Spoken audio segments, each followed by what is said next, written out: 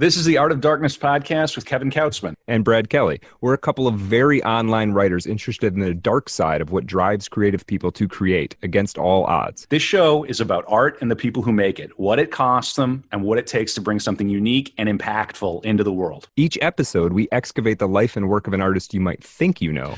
Don't worry, they're all safely dead. On every episode, we try and find out just what the hell was wrong with them and how they worked through their darkness to create something that lives on after them and continues to move culture. Find us online at artofdarkpod.com and on Twitter at artofdarkpod.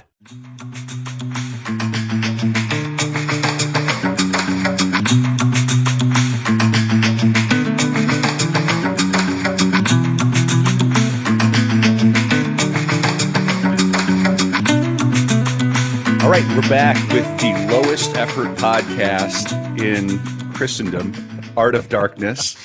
I'm Kevin Kautzman with my co-host Brad Kelly, and we are. This is low effort. Yeah, we're live. Are we recording? Yeah, I hope so.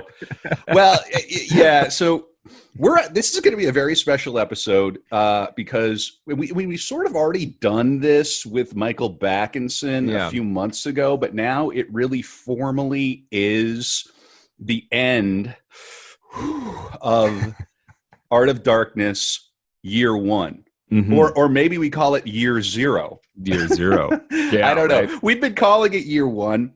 Yeah, we'll see if Vladimir Putin decides if it's year 0. Right. We may be all living in a world of darkness any day now. But what are we going to do with this episode, Brad? This is an idea you and I came together. What are we going to talk about? Yeah, I think we talk about we'll talk a little bit about some past episodes. We don't need to rehash too much of that, though maybe we can kind of talk some highlights or whatever. I polled the Twitter crowd and got a handful of questions there. Telegram crowd, a handful of questions there. So I thought those are maybe things we could kind of dig into at some point. Sure. The other thing, I guess, is we'll talk a little bit about kind of where we're going, because we've got, believe it or not, I think we've got the next 4 months or so kind of planned. I'm so excited to share that. So maybe the idea is that this episode is going to serve for somebody who's new to the show and has all this incredible high effort content that they want to go back over and see. This is a kind of an inside joke now. Like Brad and I, we are not in the business of low effort potting with this show. Right. We are putting in the hours to bring you 3-hour episode, long shows about Stanley Kubrick. Yeah. And the prep time is probably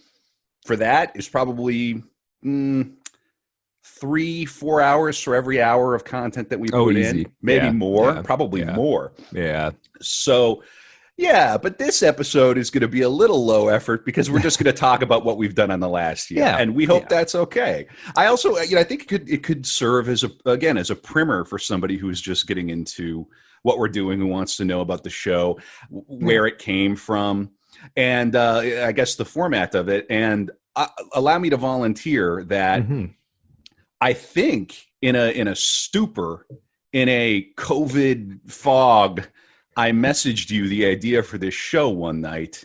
Yes. And we both agreed that it would be a good vessel for us to kind of explore some questions that we have about art and the nature of artists, because of course we're both writers. Yes. You have a novel, House of Sleep.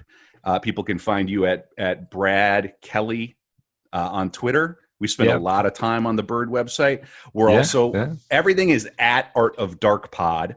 Right. And you mentioned we have a little Telegram group going. We want to grow that. We're trying to engage with the audience here and have a good time with it. And then, of course, I'm a playwright and so a writer for the stage. And I'm starting a theater company here in St. Paul, Minnesota. We're going to be doing a lot of online stuff too. And that's Badmouth TC. So it's badmouthtc.com. So it's Badmouth Theater Company. Yeah, really excited about that. You just released your schedule, right? Yeah, we're doing upcoming programming. We're doing 5 readings here in St. Paul, Minnesota, but they're also going to be online. And every playwright, well, the first playwright is me, but this was I was actually pushing back a little bit, but my collaborators were like, "No, we're doing this theater company. Let's do your play. Let's start with that." Okay, fine. Makes but sense. We're going to do. For all 5 of the playwrights, we're going to do an interview that gets released online, and we're going to do the reading and then release the reading online. So I figured, this day and age, people are all over the world, and if they want to hear a reading, they can just plug in and listen to it like you would a very high effort podcast. Right. Well, and hopefully you guys get crowds. I mean, that's what's missing in the pandemic, and that's that's what you want. That's why you got into that world. Yeah, the reading series is called Live and Unlocked. All right. We are going after that idea that you're not staring at a screen, and we will not be locked down any longer. Right. Beautiful. Yeah. Well, and of course we're also heard on Podcast Radio UK for people over in the old country. We probably need to circle back to them too and throw some more episodes. Yeah, we do. We've built up the archive, I think, since the last download of episodes that we've sent their way. Oh man, you're gonna make me do more work. I want this episode should be a little bit of a behind the scenes. I don't want it to be it's not going to be a full blown production meeting. No. But you might hear me tapping my keyboard, which I try to avoid during the episodes. Yeah. Even what I do, and for the theater of the mind, for people who really are curious about how the sausage gets made, which is way too appropriate for this show somehow, is I put my keyboard, and maybe there's a better way to do this. There probably is. I put my keyboard up on a couple of pillows during the show, and I kind of tippy tap it because I don't want to hear the keyboard tapping in the background. Yeah, that sounds really cozy. Sounds like you're cozy maxing over there. Yeah. My keyboard is cozy maxing. Yeah, we're a cozy max effort pod for people who like books and things. Well, and what we do too is we have our core episodes, and I think we've done a full 20 of these. I think MF Doom, was episode 21 of episode 21. That's an auspicious number. Blackjack, we hit it. It is. If you're doing a weekly, again, for an effort pod that's 3 hours long, that takes 5 times that to put together, 21 is substantial. It really is. And the fun thing about these episodes is that they're evergreen, because none of these figures are going to spring back to life, except for maybe MF Doom. He might come back. But if Oscar Wilde came back, that would be much more surprising than MF Doom. Yeah, I think like that, you want to call in like that Brad Pitt from World War Z. Like, you got to get, if Oscar Wilde comes back, if the nuclear fallout kind of waves west to Paris, Oscar Wilde might come back to really complain about the wallpaper now. Can you imagine zombie Oscar Wilde walking through modern Paris? Somebody wittier than I could do that as a very nice webcomic of some sort. Yeah, indeed. And again, this is free content, but you can support us. Where else do you get this idea of Vladimir Putin bringing Oscar Wilde back to life to be his decorator? Yeah, we do. You can support us on Patreon, patreon.com/artofdarkpod, I believe, right? And we do, and we, it's not just, you do get something. So we do a bonus episode after every episode. When it's a main episode, we generally dig up the juiciest tidbit from our research, the darkest anecdote, the most unexpected event in this person's life or connection or something like that. And it's well worth it. It's an extra 20 or 30 minutes. It's a little bit less scripted. It's a little bit more, it's somewhere between the full-on effort pod and this, I would say, that bonus content. Yeah, right. And they're fun. There's a couple of my favorite moments of the Art of Darkness are from the bonus content. So I like effort pod, but I think struggle pod would be pretty cool too. Sometimes we're on the struggle pod. We do our best. Yeah. Well, we should. This is kind of, because Kevin, you and I we used to have a podcast back in the day called Righteous Yammer. Yes. And we did that a bit, and I think we had a lot of fun, and we had some guests, and it was cool. And then I think this is a little bit more our milieu, perhaps, is trying to put something together that's a little more focused. Yeah, we found our, an angle here that we can use to be a vessel for some of the things that we want to talk about, but focus on learning about these figures. And this is something I wanted to segue into, which is on every core episode, and really on the darkroom episodes too, where we talk after the fact, after the principal recording, typically with a guest, we like to lead with a question. And the question is always, for the person who is being, I guess, taught about the subject in question, that person is asked, what do you know about so-and-so? So, Kevin, what do you know about MF Doom? Brad, what do you know about Stanley Kubrick? Yeah. I like that as a really... I just think it works because it sort of sets the audience up for what is the one person bringing to the table while the other person is playing the role of the graduate school professor or whatever it is. Right. And in that spirit, for this episode, I want to ask you, Brad, having done year zero, having gone through whatever this was for our first year of this show, what do you now know about the practice of creation as it relates to personal darkness that you didn't know before? That's interesting. I think I think there's a couple of, because we've seen different kinds of darkness on the episode. We've seen things that were more sort of an exterior event that kind of maybe happened young to an artist and impacted their entire life. We saw that with like Johnny Cash. Johnny Cash's brother dies when he's very young and it haunts him forever. There's a lot of, and this is to be expected, there's a lot of dead parents, dead siblings, a sudden death of someone in the family that creates this kind of psychic wound. Right. And so I think that's one thing. I think art is, if you want to put it in like rational terms, like why do people create art? They're trying to solve a problem, but that problem is some kind of, calling it a problem makes it sound like you can just bust out a spreadsheet. It's a psychic, existential problem. It's a protest or a wrestling with the dark qualities of reality itself. Right. Not only in the case of Johnny Cash, which was a very fine episode, Brad, kudos. Yeah, we got a lot of good feedback on that one. Yeah. And of course, that Johnny Cash falls into the category of big air. We like to call those episodes big air. It's not, in no possible way is this an obscure figure. Everybody knows. You know what's funny about that, though? I think it's a good episode. It's like our least listened to episode. How is that? You know what it probably is that the biopic is probably satisfying enough. They have the music. There's a lot of Johnny Cash out there. So maybe this is quite annoying. Maybe they think they don't need our take on the Man in Black. And that could be. But that's the whole point of this show is that I guarantee, unless you are a cash head, a total cash fiend, I guarantee there's some stuff in that episode that you did not know about, because there was stuff that I did not know about. Oh, for sure. The business and the cave and everything. Yeah, no, we got into some business, and I think really, really, I don't want to say we figured him out completely because I never met the man, but I think we created a more three-dimensional person there than most people will have in their heads for who Johnny Cash was. But absolutely. Back to your question. So that's the one thing. So it's this sort of wrestling with the nature of reality and having to deal with that sort of some kind of harsh lesson.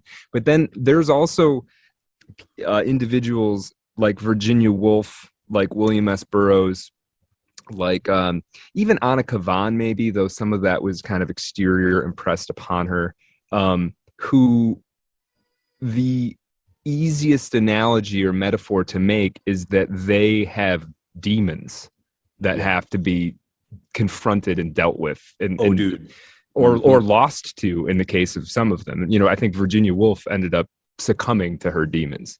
And maybe Burroughs did too, or maybe he found a working relationship with them. And I don't know. I don't know a better way to say it. That's so interesting. Demons, I think honestly. That's very articulate. And I am definitely on the corner of Twitter that is, demons are real pilled. And I think as we go through the world And whether you understand it as a very, very strong metaphor or quite literally that there are these forces lingering at the edge of our perception that are manipulating Justin Trudeau to shut down bank accounts and make the world extremely dark. Let's not get too political here, but yeah, there's this force. I was thinking just about the business with Johnny Cash and the death in the family and everything, about how what's so often overlooked about this, and which is unspoken because it falls into the realm of the spiritual and of the religious, is that when you lose someone, whether you're of age or you're a child, the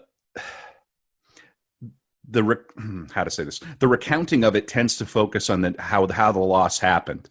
Was it Kavan's father who jumped off a boat and committed suicide? Yeah. How tragic. Johnny Cash, this horrible accident. What's never really described is the moment where Johnny Cash is 8 years old, 10 years old, 12 years old, and ruminating on the loss of his brother. And every day it's there, and every day it's an ache. And then you pick up that guitar. And in the case of Anna Kavan, the guilt possibly when a parent commits suicide, how horrific and how morbid. The word is existential. It's a bit of a 2-cent word now, and it is. Yeah, we use it to refer to everything, but in this case, it applies. It really is. Yeah. And for a child to have to think about their parent or a sibling quite literally entering the void, and then you lay on all of the cultural apparatus that tells this young person what it means, that young person typically has to wrestle with things a little more intently than someone who maybe loses a pet or a grandparent. It's this disruption. And so that is something that we notice. And well, and it's interesting too. It makes me realize, if you go back to the sort of hero's journey, the Joseph Campbell stuff, one of the hallmarks of a kind of classically mythological tale in the hero's journey cycle is that you are missing one or both parents. They have died before your memory or something like that. And I've always understood that was there and it sort of resonated, but I never quite understood exactly why. And it might actually be tied into something that we're seeing here. It's like this, if you punch a big hole in your development the way it's supposed to go, then maybe the only way to deal with that is to go on some quote unquote adventure. And for a lot of us, for somebody who is, sort of right-brained and a little bookish, that adventure might be art. Well, art is also a thing that I think society, even though it's horrifically broken and imperfect, does tend to cultivate in somebody who has that pain. It's almost indulged a little more, the creativity and the angst in, or like the expression of that in people who've had that experience of loss. This is something very interesting because I don't indulge in this very much, but obviously I lost my father when I was very young. This comes up on the show. It's germane. And so I've noticed that motif as well. I think that historically it was much more common than it might be now. Oh, well, yeah, and life expectancies were shorter and all that. Yeah, things were dangerous and rough. And I think the numbers are actually quite surprising because we do live in a very, very strong culture that denies death. We want to just deny the existence of it and forget it. Everybody's going to live to be 72.3 years old. And if it doesn't happen, let's just move on as quickly from it as we possibly can. Which is extremely unhealthy because the flip side of that coin is that you end up denying life. I think we've seen a lot of this because it's just part of the whole life cycle. But I have thought about it an awful lot. The numbers are kind of surprising. I can't remember the statistic exactly, and I'm not going to tap my keyboard and look. I don't have my pillow for my keyboard right now. But it's something like 1 in 7 children will lose a parent before they come of age. Oh, really? Yeah, something like that. It's a lot. Yeah. The number's a lot. It might not be that high. You know what? I'll spare you. But I remember looking it up, and it was higher than you'd think. And I think that the art that we make around this is a wrestling with that the fact that happens to so many people is very, very important to us as a society, because we have to the child has to sort of reintegrate themselves into the world without the guidance of both the parents sort of on the scene. Now, let me ask you, what do you think it stands in for metaphorically? See, because that's very true. The parent.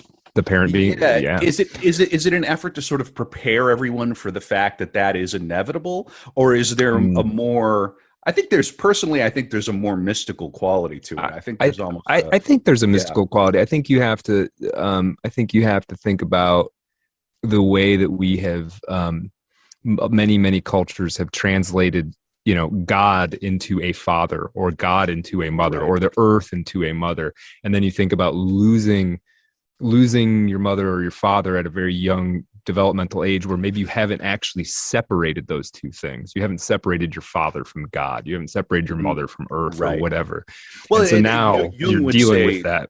Go ahead. Jung would say they stand in for the anima and the animus. Right. They are in the stories. See, this is part of the beauty of all these great stories, and then this great art. And this might get into one of the things that I've learned from this past year, or that I've remembered through working on this with you. It's that the art, it's always open-ended. It can be interpreted a million different ways. Yeah. So you have the folktale, and the kid who's lost a parent is hearing it as literally like, wow, how do I get through this? And the child who hasn't is learning all sorts of other lessons, and it's operating on 7 different levels. Yeah, that's what makes a piece of art good, right? I mean, particularly, well, maybe I'm biased. I was going to say particularly literature in the sort of the narrative arts. Might be a tiny, but that's all right. No, you're right. Well, I mean, music to me is the highest art, personally. But in terms of this layering of sort of layering of meaning, it seems like that's going on a little bit more in the narrative arts, but maybe not. Well, I think that all art is narrative. Yeah, you would be hard pressed. Even a painting, you're walking up. Even a painting of just a white canvas, it's an event that happens. Yeah, you're in the museum. You walk up to it. So all art is narrative for sure. I think that's so interesting. We really don't pause to think about Jung and Campbell and Freud. We haven't yet done that, but I think we're going to. Those are all going to be, I think, really interesting subjects. Yeah, we got to do Jung. I mean, without a doubt. Sure. Yeah, he's one of the most interesting figures of the 20th century, in my opinion. And he gets dismissed now, and honestly, we're not going to turn this into an episode about Jung, but I see a lot of dismissal of him, and I think most of that comes from not actually understanding what he was doing, or what he said, or what he was up to. Now, this isn't to claim that I fully understand it by any means. I've read a fair amount of it, thought about it a fair amount, but that's what it sort of seems like. There's sort of, you'll see dismissals like, well, he's just this like wild-eyed mystic. Oh, so that means he's wrong? Like, how are you making this connection from the fact that he's a wild-eyed mystic to that he is wrong somehow? Because he may have just gone further than you did, It's hard to say. So anyway, Jung, we will get to that. Is on the docket. He has a lot to say. Is he on the docket for this year? Maybe let's take a few minutes kind of here in the middle of this one to talk about what's coming. What do we have coming up in the second year of Art of Darkness? Yeah, we've got some really cool stuff. Right now we've got planned an episode on H.P. Lovecraft with the great Ben Thomas, publisher and writer Ben Thomas. He's going to come on and help us out with that. Lovecraft is going to be so good, and dude, it is screwing with my head so hard. Okay, I tweeted the other day. Like, I've gone and done it. I now believe in the old ones. right? Like, how did I miss that tweet? Or something like that. My friend. Yeah, that is another thing that I've learned from this, from doing this show. I think about the nature of art and these artists is that it is a kind of a spellcraft. And if you get into in the sense that it warps your mind. I mean, if you engage with somebody's art on the level that's required to do the work that we're doing for this show, it does start to come over you. Yeah. Doing the suicides, and I've said this before on the show. When I'm done and the episode is done, it's a bit of a relief. I go, okay, we got through it.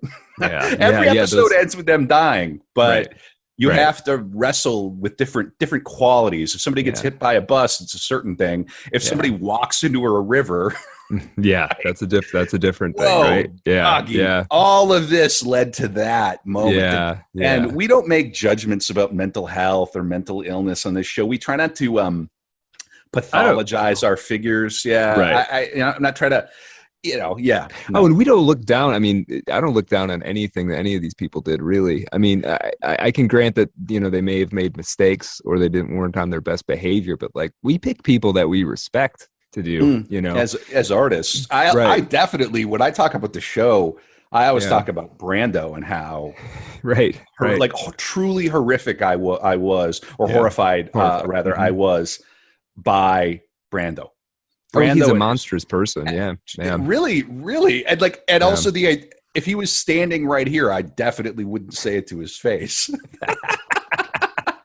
Like, kind of, you have to respect the monster that Brando was somehow. And he was one where, I felt like I needed to take a long shower after that. Right. But see, this is then I've got a question for you, but like, this is the thing about this, what we're trying to do on this show is, you don't get Brando without a person like that.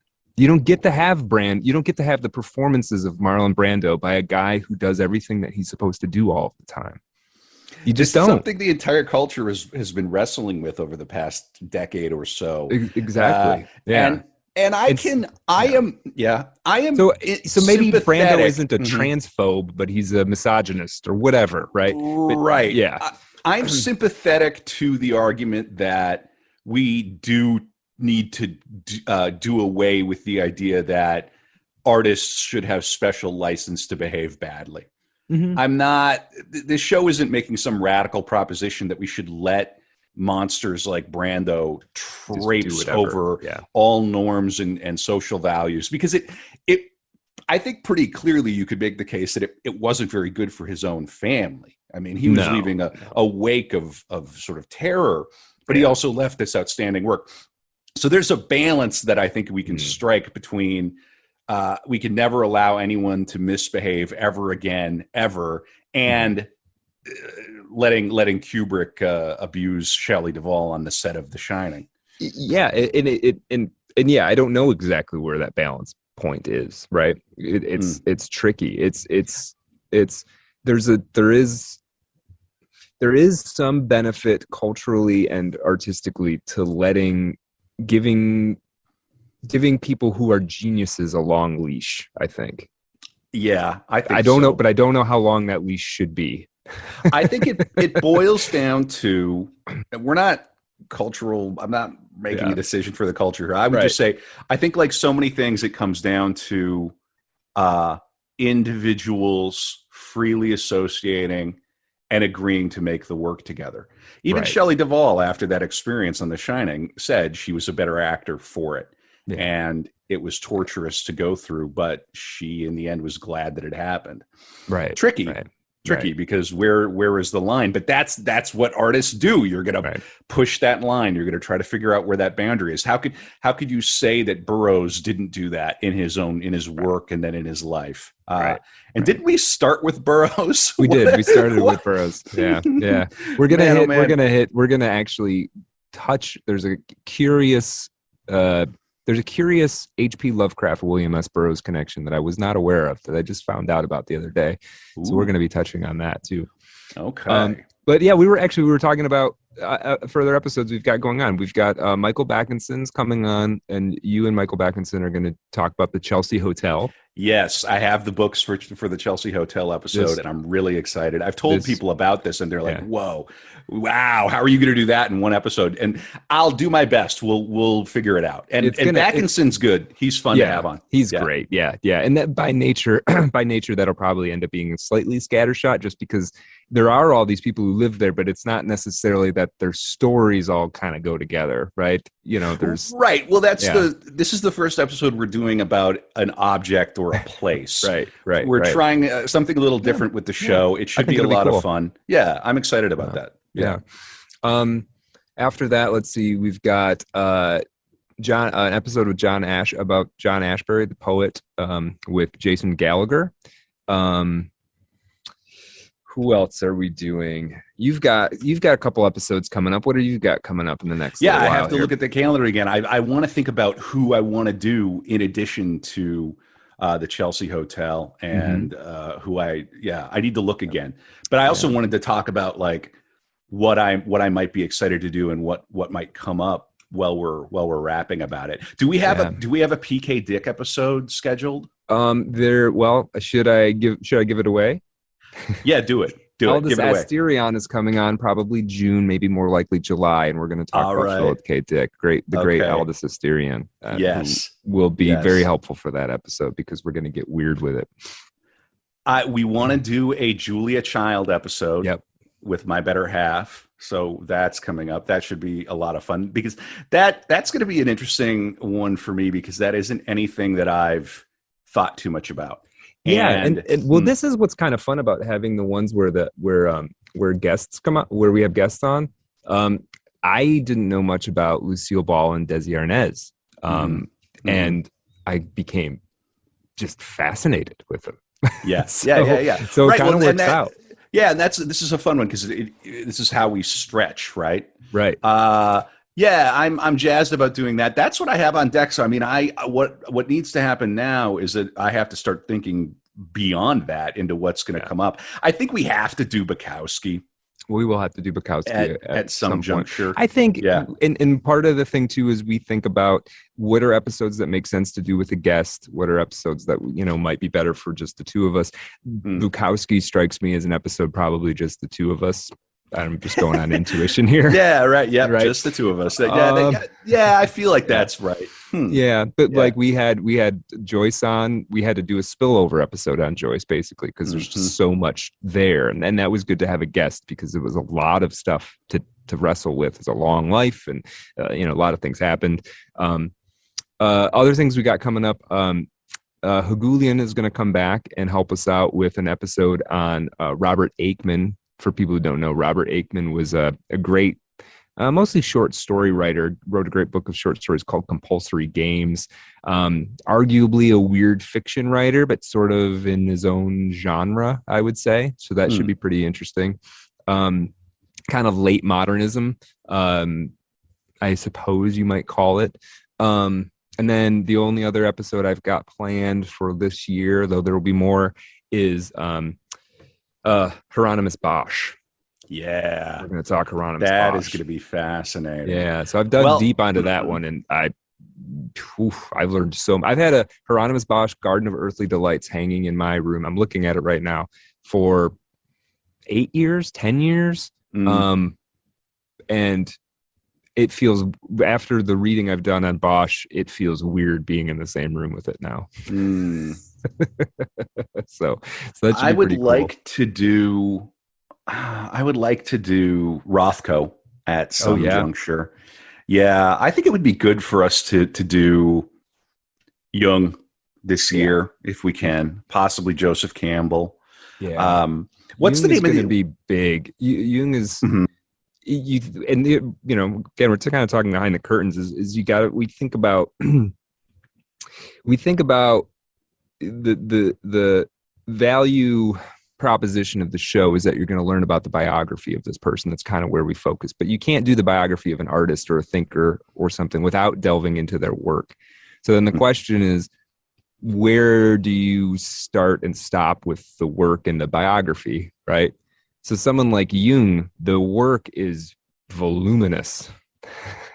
And that's what's intimidating to me about doing a Jung episode is I don't want to present myself as some expert on Jungian thought, because I'm not, and I won't be.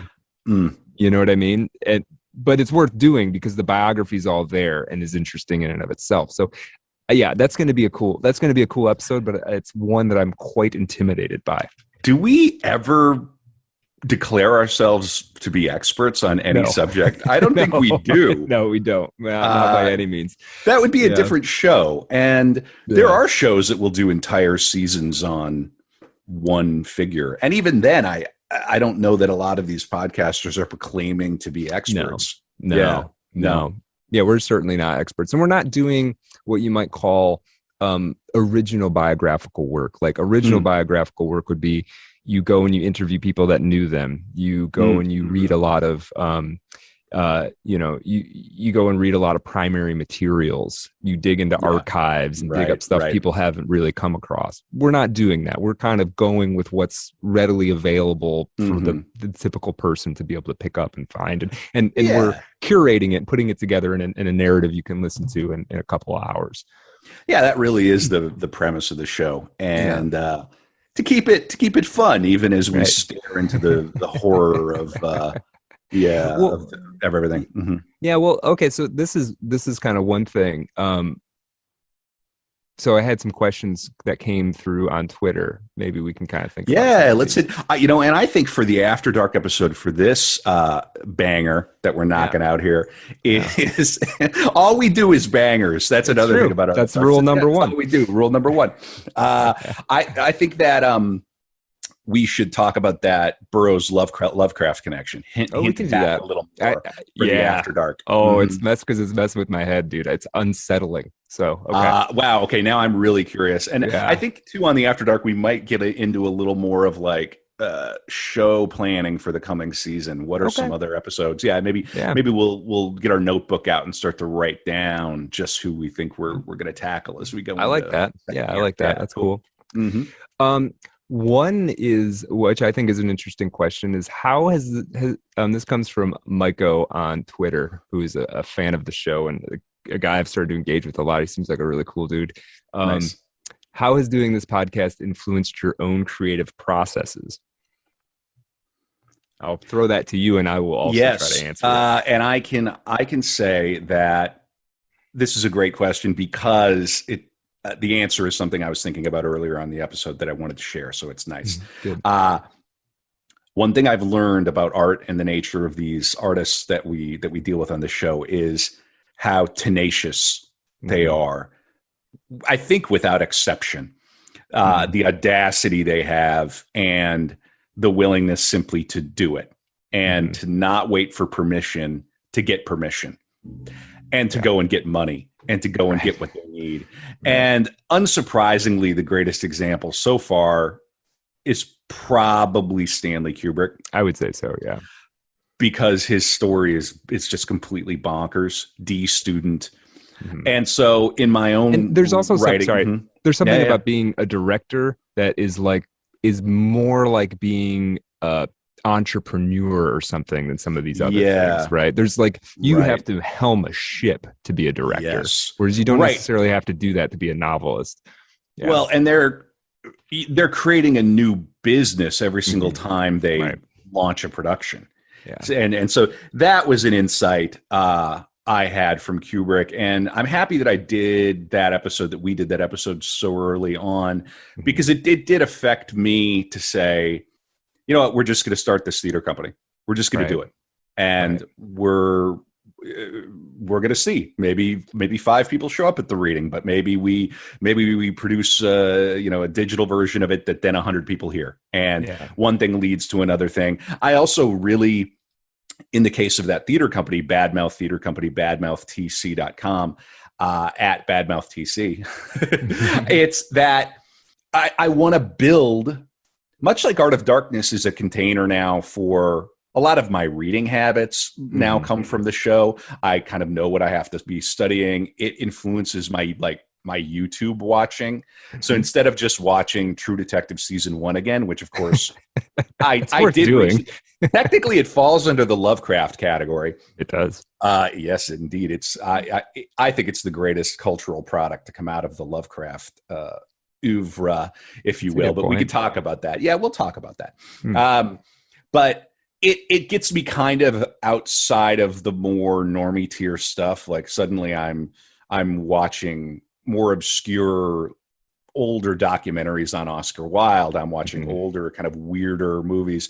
There's something very edifying about that feeds back into my own work, my own writing, my thinking about my writing. And then again, I'd say the most major effect it's had on me is just this idea. Let's start this theater company, because the theater company will be a vessel for what it wants to do as a company, but also I'm hoping to adapt my play Moderation potentially into a screenplay.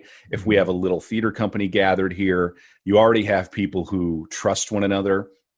I would never compare myself to Ingmar Bergman, but I think about Ingmar Bergman and the fact that he ran the state theater company there and just worked with the theater company on his theater and on his movies. And what a wonderful arrangement if you can set that up. So we may be moving towards something more cool, like that on a very small level, but you start somewhere. So yeah, absolutely. Yeah. How about you? How's it affected you? Yeah, I would say I would say some overlaps, and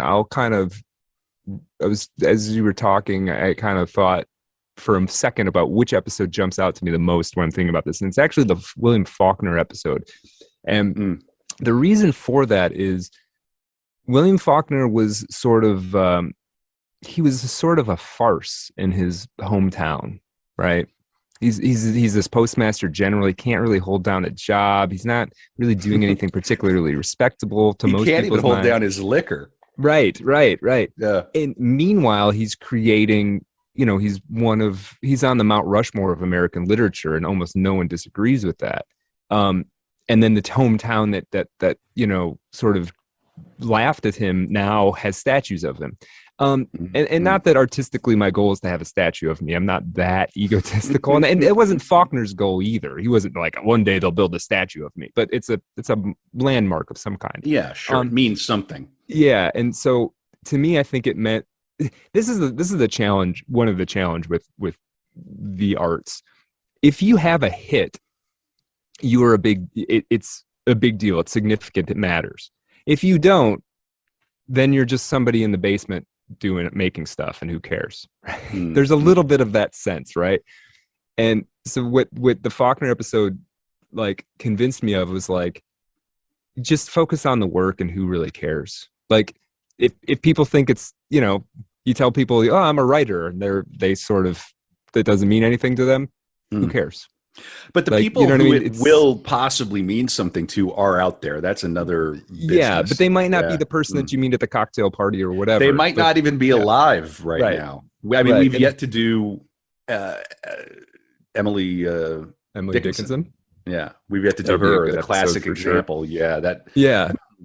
So that's been a big thing that I've kind of taken away from the show, is just sort of like, you have to decide whether you're doing this thing or not. And I already just made that decision.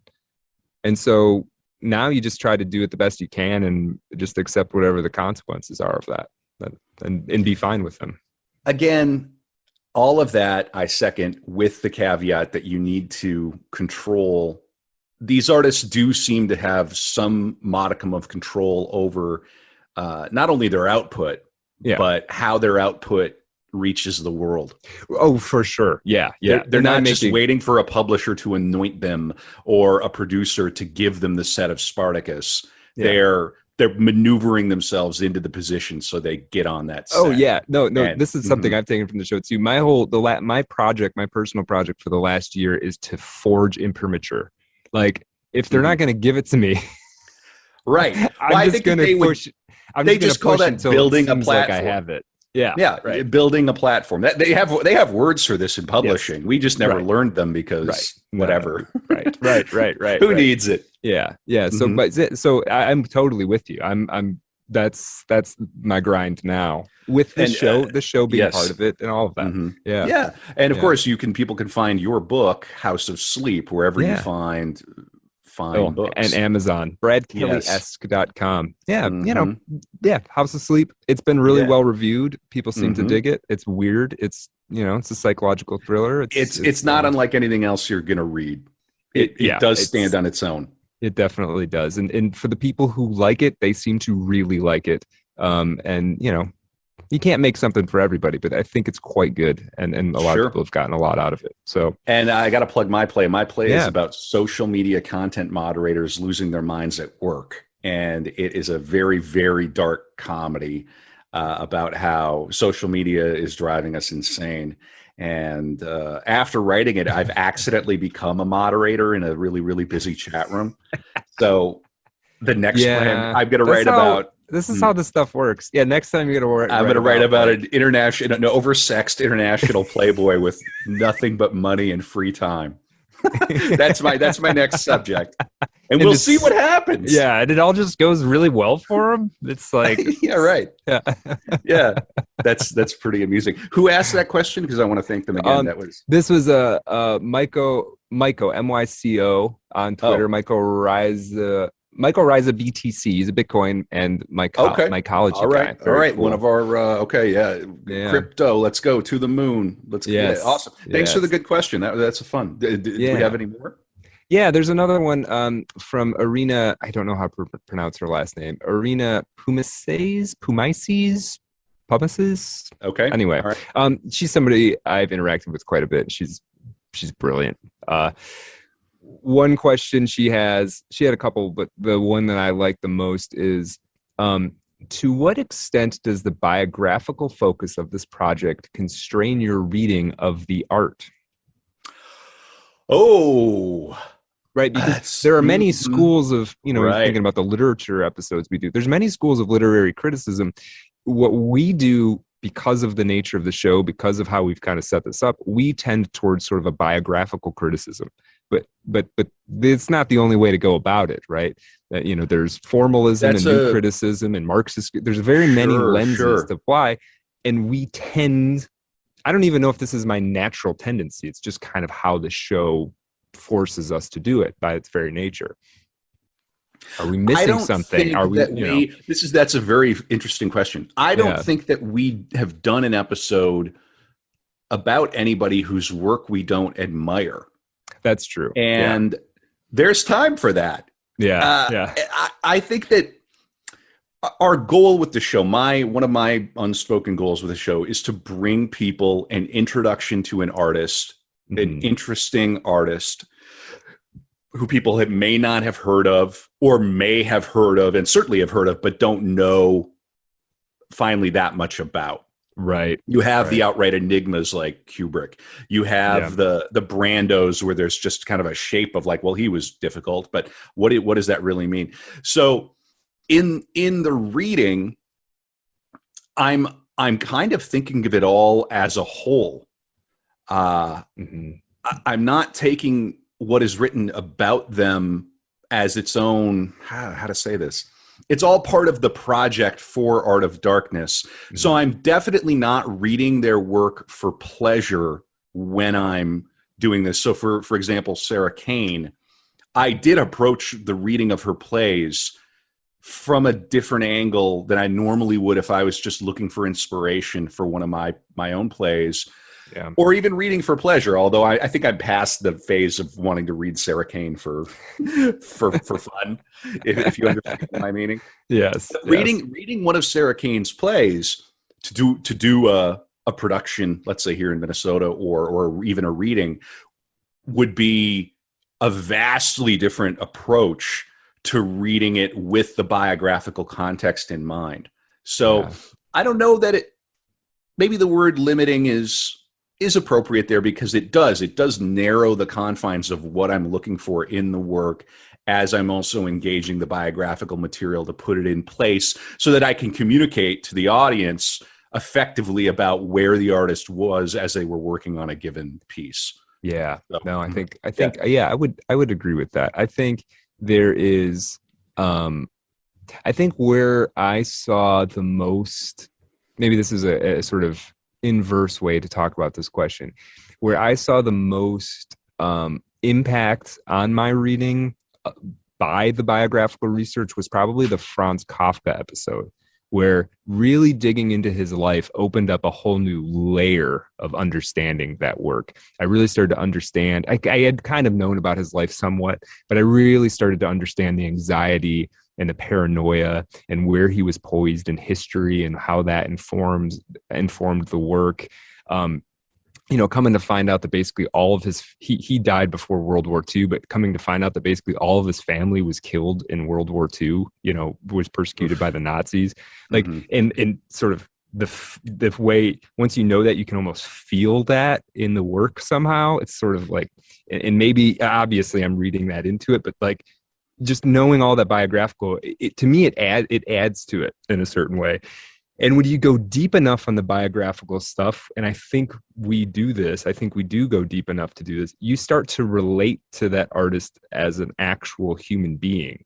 Like you start to feel what they're like, and you start to add that to the work. And to me, it just adds to it. It doesn't really, I don't feel like it takes anything away from the work necessarily. Yeah, I would, in a funny way, encourage people to read about the person that they're reading. Yeah. If they become interested in the work, it is edifying. A lot of people won't even read the fiction. They just read biographies and they read about people. And I find that bizarre. Well, so it's very strange. I've read more biographies in the last year than in my entire life combined. Oh, and can we say, I think most of the biographies that we've used are pretty good, but boy, there is a lot of junk out there. There is. Yeah. So there is a bit of an art to finding the right constellation of books to use and material to use about when you're working on a given artist. I really enjoyed how much YouTube material there was about Tennessee Williams and about Brando, that era of theater artist, how much stuff on YouTube there is, and what a strange experience it is to turn on a talk show from the mid 70s. Just odd. We live at we're in a foreign country now. It's unrecognizable.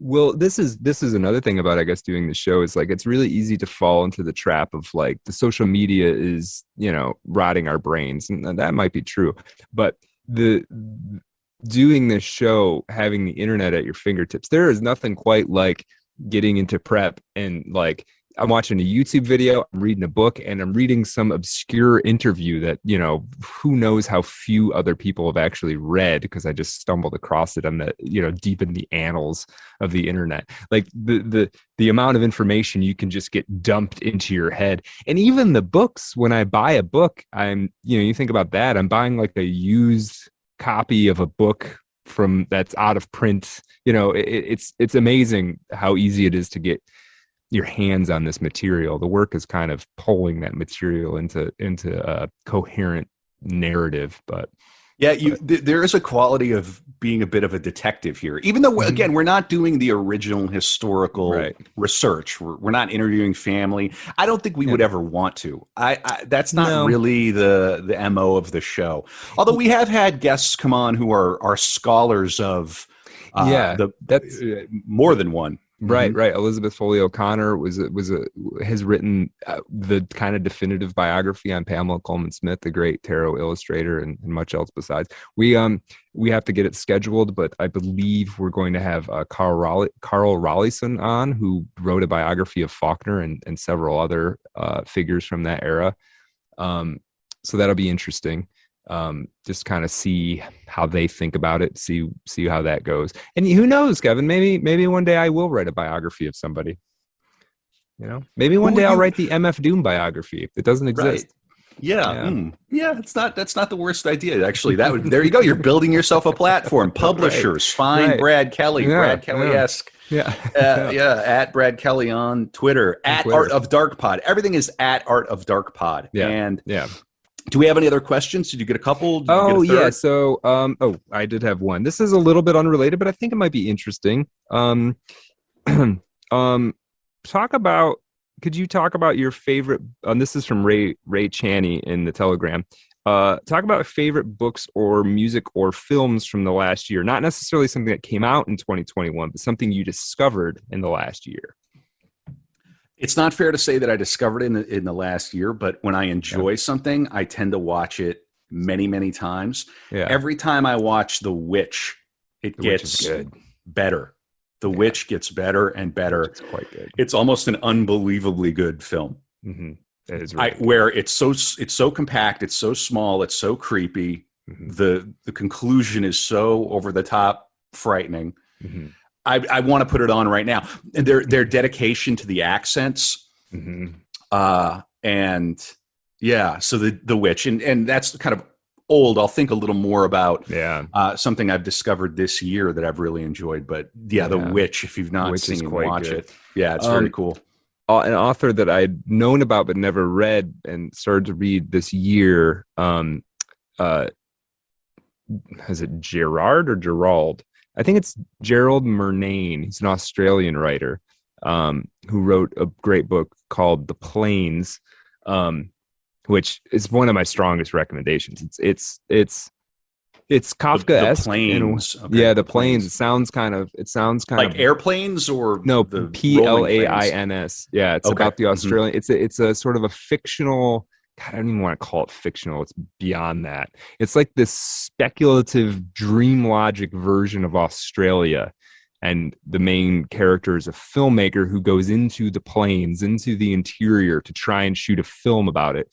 And it's different than the plains actually are. There's a different philosophy at work. There's a different history. There's a different sort of perspective on things.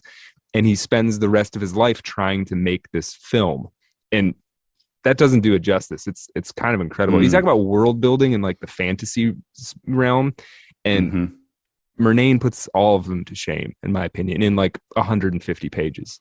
He creates. That sounds great. It's quite good, and I've got his last book, which is as opposed to The Plains being a very short book. This book is kind of a doorstopper. I think it's called A Season on Earth. I'm very much looking forward to reading that when I'm, not knee deep in Art of Darkness research. Yes. We have our own bi-weekly movie night that the fellas and I do. And it's a lot of fun. We rewatched The Bridge Over the River Kwai. I've never seen that. Are you okay? You have to put that on your list. Okay, I will. Eminently watchable. It is heroic. It gives you so much insight into the character of the Eternal Anglo, colonialism, all of it. Alec Guinness, that film, and it's the structure. It's the perfect structure. I think they talk about it in screenwriting books. Okay, it's just so entirely satisfying, and to watch it on my friend's projector, and he's got his 9-channel surround sound or whatever it is. That was an awful lot of fun. Very cool. Yeah, very. And it's so cool. You can go back and go watch that. Go watch The Witch and then watch that. Don't watch something new that hasn't stood the test of time. Yeah, go at least like mix in that old stuff if you can, because I mean they haven't made a better movie than that. Right. The only film that came out in 2021 that stands out to me, and I could be missing something, but the only film that stands out is Dune. Dune was something else. Dune was a banger. Yeah, it was a great. They did it. It could have been better. Obviously, there's all kinds of, could have done this, could have done that. I should have had the banquet scene or whatever. But man,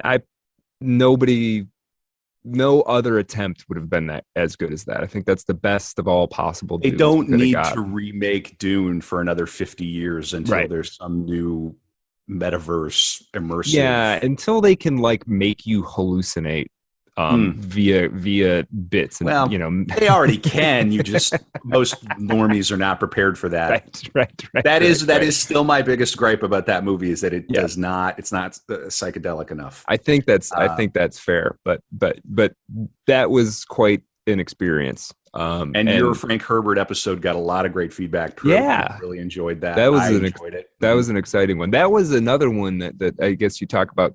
Sort of. What influenced your creative processes.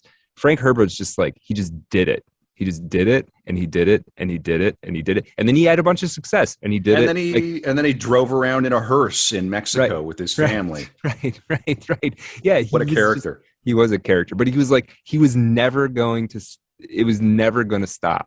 ever, right? And it was like a religion to him, and that I admired and have tried to incorporate that somewhat into my practices. Yeah, that's very wise. Because again, I'm writing my new play about the guy who has this private jet. I'm only sort of kidding. My new play is not going to be about that, but you do have to be careful as an artist, because whether you're at all talented at it, you are getting into a feedback loop with your own mind. Stuff. And that does have the ability to shape reality in as much as our minds sort of do. Yeah. I'll tell you, I'll give you a little bit of personal on this. So I have a day job, and part of my day job is sometimes I have to go into a sewer. And the experience of going into a sewer is so disorienting and so strange. And when I tell people in person about it, their kind of eyes like, you can tell when you're talking about something that somebody's interested in or not. People be like, how was your day? And I'm like, oh, I walked 2 miles in a sewer. And they kind of look at you like, wait, what? So I kind of dug into that. What's going on here? Right. So I kind of dug into that in my current work in progress novel. Parts of it happen in a sewer. And now when I go into a sewer for work, I'm excited because it's like I'm doing research for my writing project. But then you talk about the feedback. Now, am I going to end up wanting to go in there more? You know what I mean? Yeah, maybe it's not the best thing. Right. It's like the Burroughs loop. Now you've shot your wife. Right. Now you're doing more heroin, aren't you? Right. Yeah. So I think I think I've done all the research I need. I don't think I need to go into a sewer again. But there's another bit of media that I've encountered, and it's this far out conspiracy researcher named Michael Hoffman, who has written a couple of books. And write that down. Don't even. It's this is the one you sent me a link to. This guy, Michael A. Hoffman II. He was on Guns and Butter, I believe. That sounds right. I didn't listen to that episode, no, I did. I think that was the one that got me into it. And it was my pal Nathan Hansen on Twitter sent me a link. It is, so there's a new book which is called Twilight Language, and then there's an older book called Secret Societies and Psychological Warfare. Oof. And I don't agree with every single thing in these books. I'm not prescribing this guy, but he's such an interesting author if you're at all curious about contemporary discourse on paranoid fringe conspiracy reality and Twilight language or neurolinguistic programming at scale, which I think we've just been under the thrall of, and we continue to be under the thrall of in a really serious way. The thing that most fascinated me about the interview that I heard and then these books is that it seems to be really crystal clear that David Lynch is aware of all of this stuff and was talking about it, especially in Twin Peaks. That doesn't surprise me at all. Huge Twin Peaks stan, and the third season of Twin Peaks. This will be the final thing I say. If you watch the third season of Twin Peaks, not on its own, you need to watch the original, of course, and Fire Walk with Me and all of that. But then if you go watch the third season of Twin Peaks and then pick up a copy of Twilight Language, you can see that. I don't know how David Lynch is into this stuff. It's probably he just reads it too, and he thinks about it, and he's probably an old timer who's listened to a lot of AM radio back in the day. Right. It's all there, but it's never stated. It's always hinted at as a mystery at the edge of the American experience, and I think that is some of the most fascinating cinema that's been made. Twin Peaks, and then the new season qualifies as very high grade stuff, and I've been interested in the conspiracy stuff for a long time. So, that's a neighborhood I tread myself. And it would be interesting. This is a good question. Is there a figure who would be ripe for Art of Darkness as a subject who fits into that best? Well, is Art Bell still around, or did he pass? Art Bell is dead.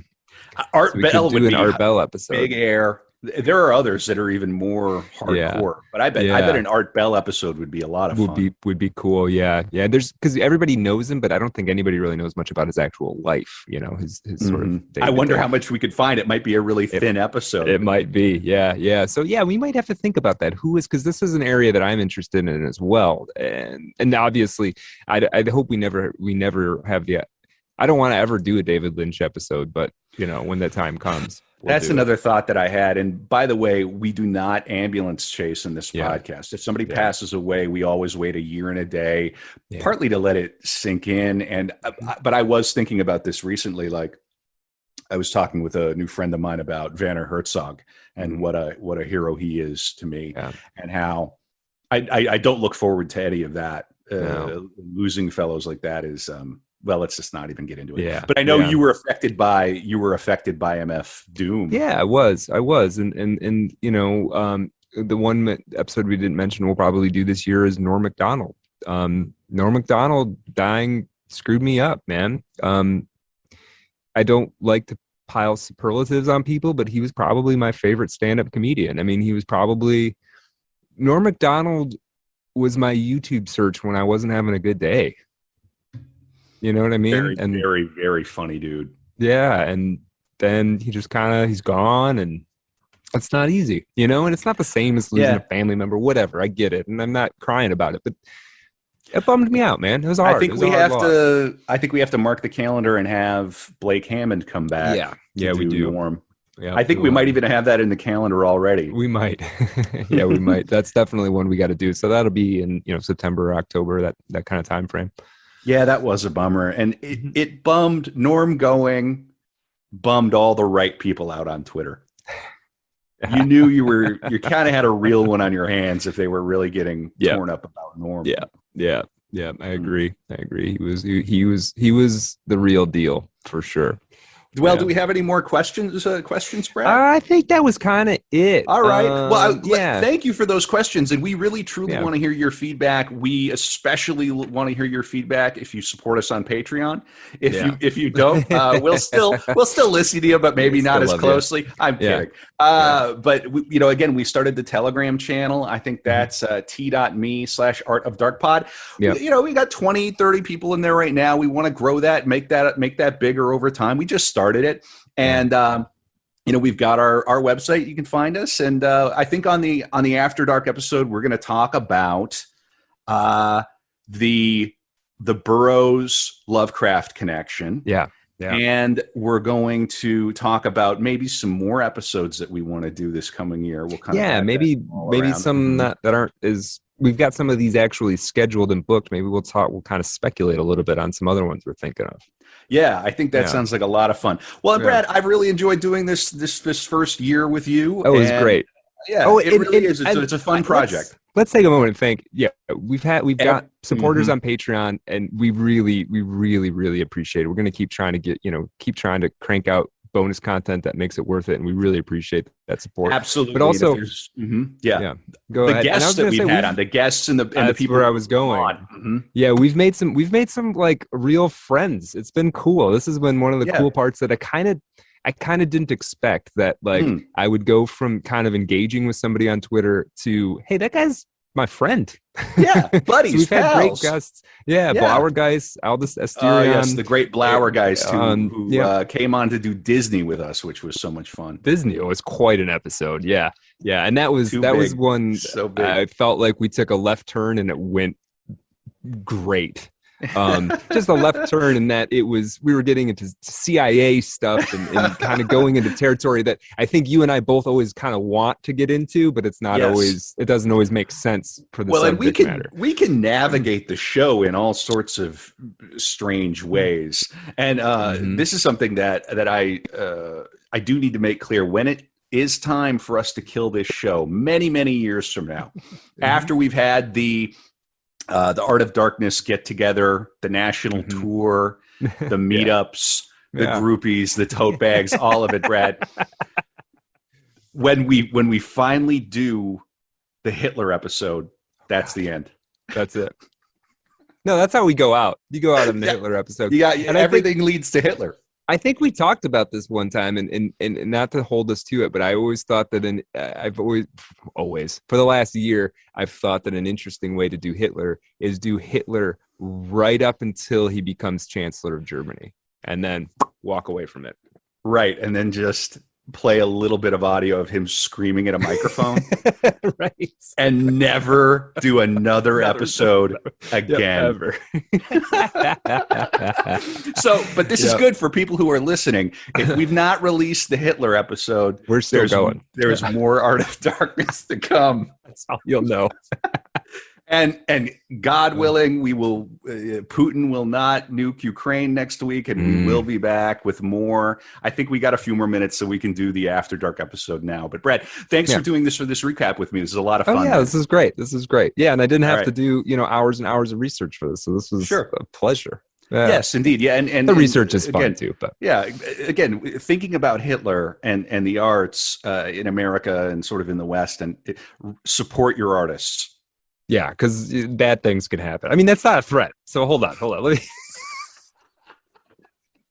No, it's not a threat. It was a bit of a joke. Yeah, you should support everything is not Hitler. That's sort of the joke that I'm making here. But I am really deadly serious. If it ever does become time to retire the show, that will be the final episode. That's how we go out. Yeah, because blaze of glory, or just blaze of not darkness. A blaze of glory. It's just a blaze of you can't do anything to us. We'll release once I'm done. Yeah, right. You release it and you kill the show. And you're gone. Yeah, we canceled ourselves. We're not.